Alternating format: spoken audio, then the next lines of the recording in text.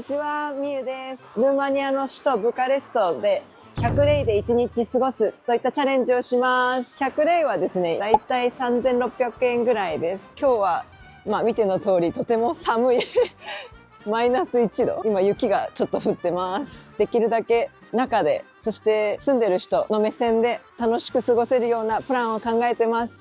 では行きましょう。まず最初にやってきたのはブカレストの植物園です。こんなに寒いのに植物園ってなりましたか？実は今日の目的は温室です。が、ここでいきなり予想外の展開。公園と温室が別料金でした。公園を通らないと温室に行けないので、もちろん両方のチケットを買います。しょっぱなからピンチです。寒いんで誰もいません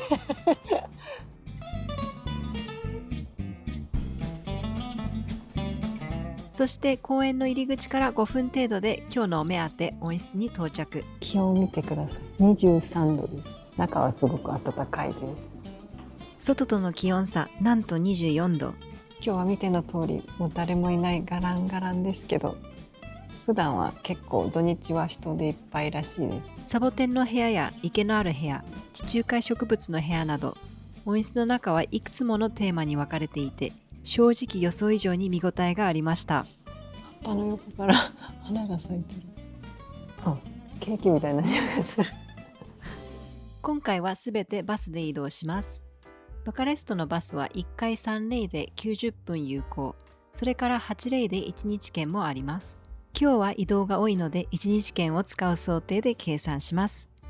支払い方法は結構便利で、バスの中でクレジットカードのタッチ決済、交通カード、もしくはアプリでも支払えます。1日券や交通カードはこういった街中にある友人の券売所、もしくはアプリでも買えます。乗車時にドライバーに見せる必要はなく、インスペクターが乗ってきた時にカードやアプリなどを見せれば大丈夫です。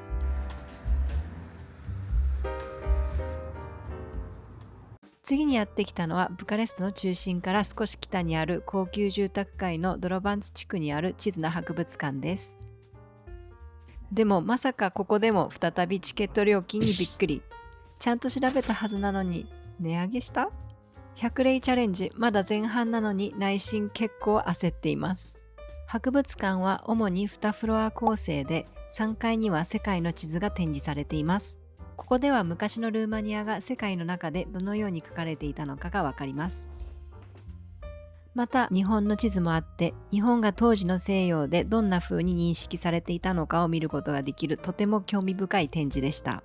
2階にはルーマニア国内の古い地図が展示されています。派手な博物館ではないんですが、寒い日に静かにゆっくり過ごせる居心地のいい博物館でした。こちらは旧市街の近くにあるフローです。ここは最近ルーマニアで店舗数を一気に増やしているコンビニです。日本のコンビニと違って24時間営業ではないんですが、価格は比較的お手頃です。飲食スペースもあるのでここでランチをします。ここまで思った以上にお金を使ってしまったので、ここではしっかり節約をします。ちょっと安くなったんでこれにします。チキンパニーニを食べてみます。こちらだいたい9レイでした。温めてくれるんで美味しいサクサクしてて美味しい。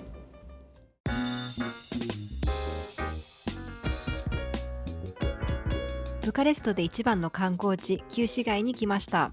レストランやカフェがずらっと並ぶエリアで、観光客が一番多い活気のある場所です。お食べ行こう。So cute。この近くにはカルクベレやハヌルイマヌックといったブカレストを代表する有名なレストランもあります。どちらもルーマニアの伝統料理が楽しめて、タイミングが合えば生演奏の音楽を聴きながら食事ができます。外で食べられるんですけど、今は寒いんでみんな中で食べてます。そしてさらに旧市街の中にあるのがスタブロポレオス教会です。18世紀に建てられた正教会で、以前は宿と修道院も併設されていましたが、今残るのは教会と中庭だけです。無料で見学ができ、外の壁の細かいデザインが綺麗で、こじんまりとした中庭が素敵な場所です。旧市街にはお土産屋さんもいくつかあります。お土産がたくさん置いてあります。初めて入ります。こちらはいわゆるザ観光地なお土産が並ぶお店な感じがしますが、後でおすすめのお土産屋さんにも行きますのでお楽しみに。ドラキュラマグネット。マグネットがだいたい10レイです。これは安いですか？高いですか？はい、今時点で60レイ使ってます。残り40レイです。思った以上に入場料が高くて、ちょっと今必死です。旧市街から少し北へ歩いてアテネウロムーンにやってきました。ブカレストの音楽劇場です。中はすごく綺麗な建物です。入場料を払うと中にも入ることができます。こちらマイロメニアンストアは旧市街から少し離れてしまうんですが、ちょっといいお土産、かわいいお土産を探している方にはおすすめです。ハンドメイドの商品が多く、少しお値段は高いんですが、品質はとてもいいです。今回は予算的にお土産を買う余裕はありませんでした。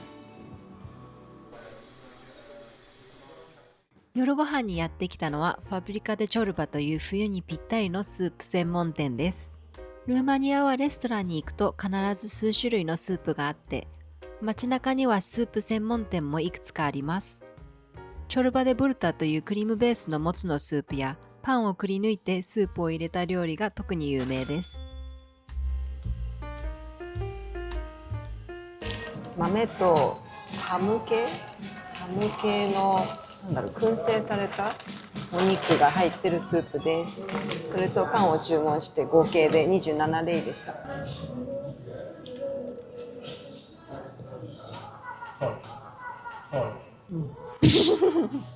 ハプニングはありましたが、スープは美味しくいただきました。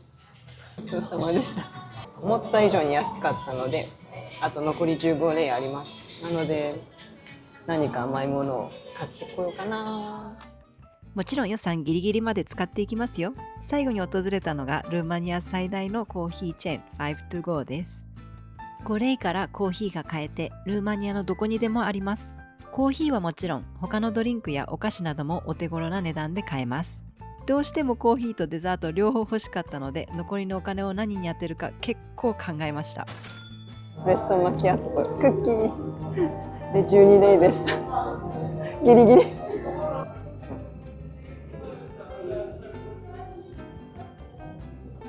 意外と飲みやすい。エスプレッソだけど牛乳がちょっと入ってるから飲みやす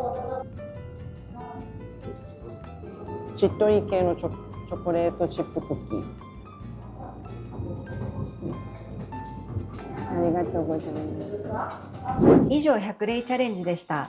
楽しんでいただけたでしょうか？正直贅沢はできませんでしたが、工夫しながら節約して1日しっかり楽しむことができました。今回やってみて思ったのは100レイチャレンジ、予想以上に難しいです。一番きつかったのは私の下調べが甘かったこともあるのですが、入場料が思ったより高かったことです。最初の植物園と地図の博物館でいきなり予算が削られてしまい、本当はランチやお土産をもう少し楽しみたかったんですが、今回は断念しました。料金が頻繁に変わるので、公式のウェブサイトを観光前の直前にチェックするのをおすすめします。ブカレストは他にも美術館や博物館があるので、一箇所に絞るのもありだなと思いました。それから冬のブカレストはとにかく寒いので、屋外観光は限られてしまいます。外食も正直高めです。普通のレストランでは2000円から3000円ぐらいが目安で、ルーマニアの平均月収を考えると外食のハードルは日本より高いのかなと感じました。ただパン屋さんのパンやパイ、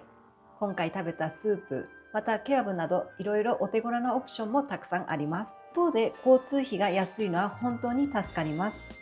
今回は使いませんでしたが、Uber や Bolt などの配車サービスも比較的安いです。今回は冬でしたが、暖かくなったら公園や屋外スポットをもう一度チャレンジしてみたいなと思います。もしおすすめの場所や気になる場所などありましたら、コメント欄でぜひ教えてください。最後までご覧いただきありがとうございます。